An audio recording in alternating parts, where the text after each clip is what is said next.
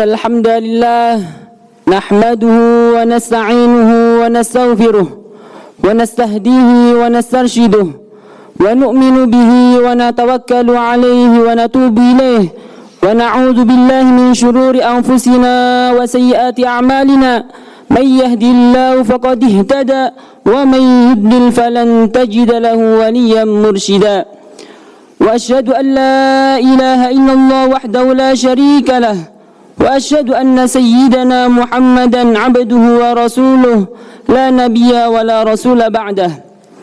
Allahumma salli wa sallim wa barik wa tarahham wa tahannan ala sayyidina wa maulana Muhammadin wa ala alihi wa sahbihi wa man ihtada bihuda.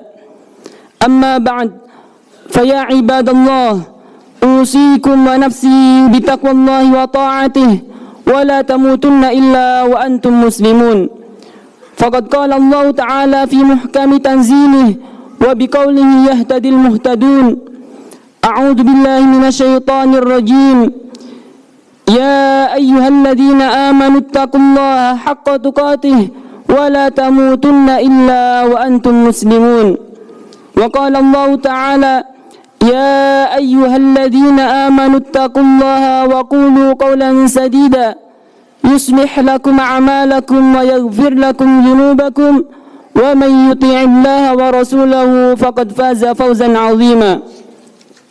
Ma'asyiral muslimin, sidang jamaah Jumat yang dirahmati Allah Subhanahu wa taala.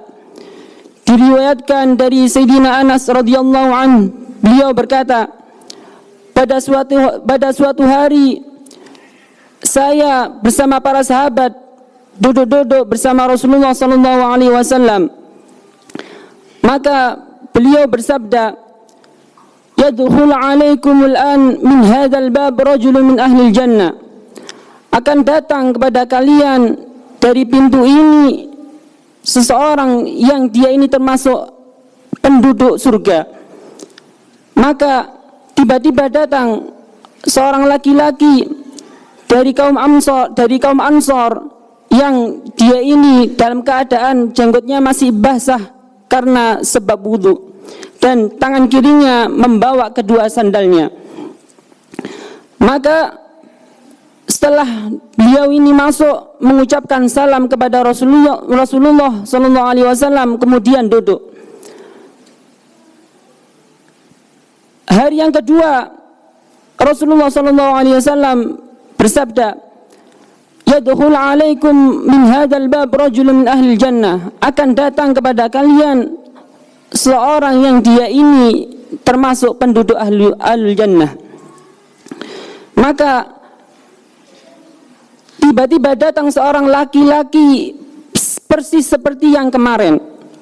Dia masuk dalam keadaan jenggotnya masih basah, membawa kedua sandalnya di tangan kirinya, kemudian mengucapkan salam kepada Rasulullah dan kemudian duduk.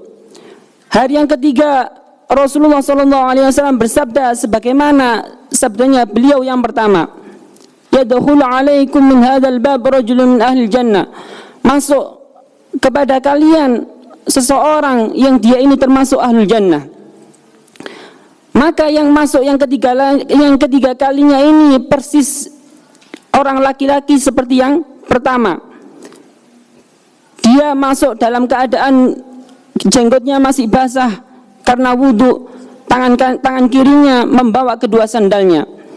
Maka ketika Rasul sallallahu alaihi wasallam beranjak dari tempat duduknya, sahabat Sayyidina Abdullah bin Amr bin al-As membuntutinya dari belakang.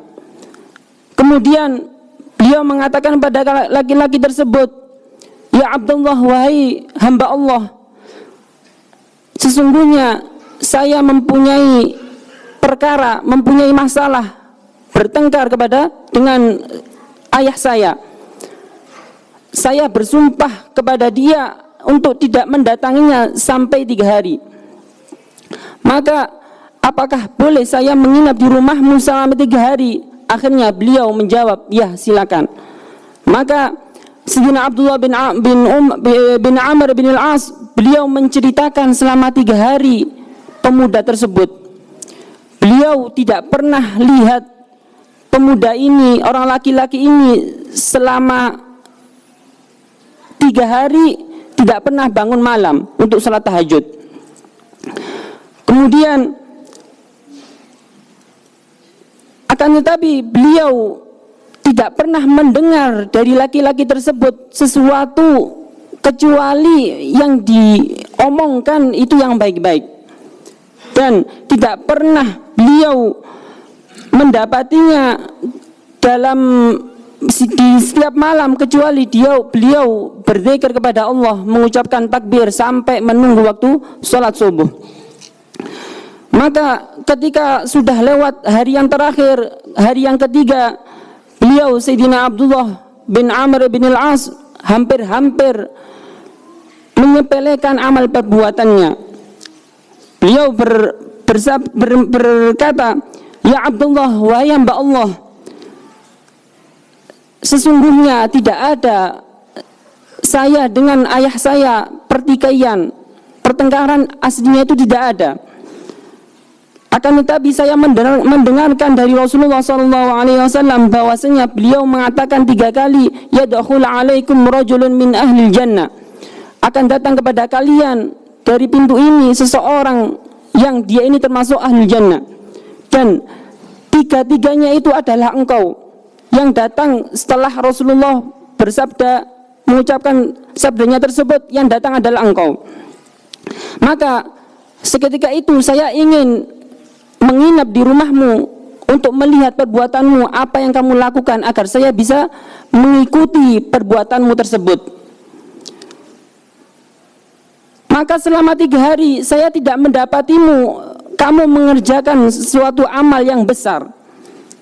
Maka apakah yang kamu lakukan sehingga sampai-sampai kamu mendapat derajat yang tinggi, sampai-sampai Rasulullah SAW bersabda,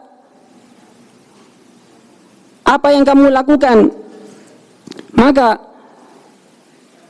beliau menjawab, laki-laki ini menjawab, "Ma huwa illa ma ra'ait." Saya tidak melakukan apapun kecuali apa-apa yang kamu lihat. Maka seketika itu Sayyidina Abdullah bin Amr bin As beliau pergi. Ketika pergi dipanggil lagi, "Ya Abdullah bin Amr, sesungguhnya saya tidak mempunyai amal apapun. Hanya saja saya mendapatiku tiap malam saya tidak mempunyai rasa dengki kepada orang lain, lebih-lebih terhadap orang-orang muslim. Dan saya tidak hasud, tidak mempunyai rasa hasud di hatiku kepada orang lain." Akhirnya Sayyidina Abdullah bin Amr bin As berkata, "Ini adalah amalanmu sehingga kamu mendapatkan derajat yang tinggi di sisi Rasulullah SAW." Dari kisah ini kita bisa mengambil pelajaran bahwasanya seseorang tidak akan selamat di akhirat kelak kecuali yang mereka hatinya bersih dari dengki, benci terhadap orang lain, lebih-lebih terhadap sesama muslim. Sebagaimana yang difirmankan Allah Subhanahu wa taala, "Yauma la yanfa'u malun wala banun." Pada hari tersebut di akhirat kelak tidak bermanfaat orang yang mempunyai harta, tidak bermanfaat orang yang mempunyai keturunan yang banyak. Illa man atallaha biqalbin salim, kecuali yang dia ini datang kepada Allah dalam keadaan hatinya bersih, tidak ada penyakit hati, tidak mempunyai dengki, tidak mempunyai hasud terhadap orang lain. Ma'asyiral hadirin yang dirahmati Allah Subhanahu wa taala, kedengkian kepada siapapun adalah sangat dilarang oleh Islam, lebih-lebih di zaman fitnah akhir zaman ini, yang mana akhir-akhir ini banyak kedengkian yang muncul di tengah-tengah umat Islam. Terkadang kedengkian, rasa iri, rasa benci muncul terhadap sesama muslim, bahkan kepada hamba-hamba Allah yang soleh dari keturunan orang yang soleh. Rasulullah SAW bersabda, La tahasadu wa la tabaghadu wa la tadabaru wa kunu ibadallahi ikhwana. Janganlah kalian saling hasut, saling membenci, saling membelakangi, akan tetapi jadilah kalian hamba-hamba Allah yang bersaudara. Kalau kepada seorang mukmin saja kita dilarang untuk menanamkan rasa dengki, rasa hasut, apalagi kepada orang-orang yang soleh dari keturunan-keturunan yang soleh. Lebih dilarang lagi ketika kita mengajak orang lain untuk membenci, untuk menanamkan rasa kebencian terhadap mereka, orang-orang yang soleh. Al-hasad ya'kulul hasanat kama ta'kulun narul hatab. Sifat hasud, rasa hasud di dalam hati itu bisa menghilangkan amal-amal perbuatan yang baik, menghilangkan pahalanya. Sebagaimana kayu bakar yang dilahap bara api. Mudah-mudahan kita semua akan dijaga oleh Allah Subhanahu wa taala dari fitnah akhir zaman, diselamatkan oleh Allah Subhanahu wa taala. Orang-orang tua kita mendapatkan pengampunan Allah Subhanahu wa taala. Anak-anak kita menjadi anak-anak yang soleh-solehah. Hajat-hajat kita semua dimudahkan oleh Allah. Hajat dunia bil maisarah wa hajat al-akhirah bil maghfirah. Hajat dunia dengan kemudahan, hajat akhirat dengan pengampunan, maghfirah dari Allah Subhanahu wa taala. Yang sakit dari kita, semoga saudara-saudara kita yang semoga diberikan kesembuhan oleh Allah Subhanahu wa taala.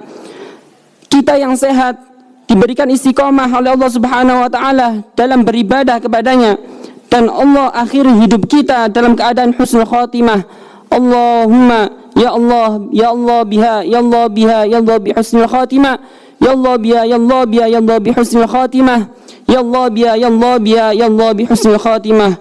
Amin amin ya rabbal alamin. Ibadallah, inna Allah ya'muru bil 'adli wal ihsan wa ita'i dzil qurba wa yanha 'anil fahsya'i wal munkari wal baghi ya'idzukum la'allakum tadhakkarun. فاذكروا الله على نعمه يذكركم واشكروا على نعمه يزدكم واسألوا من فضله يعطيكم وادعوه يستجب لكم ولذكر الله أكبر.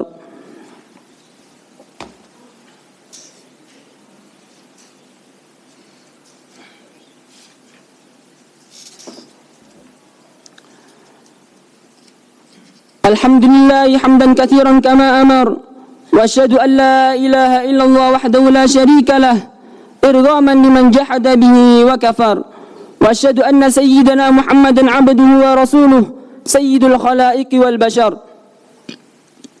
اللهم صل وسلم على سيدنا ومولانا محمد وعلى آله وأصحابه مصابيح الغرار.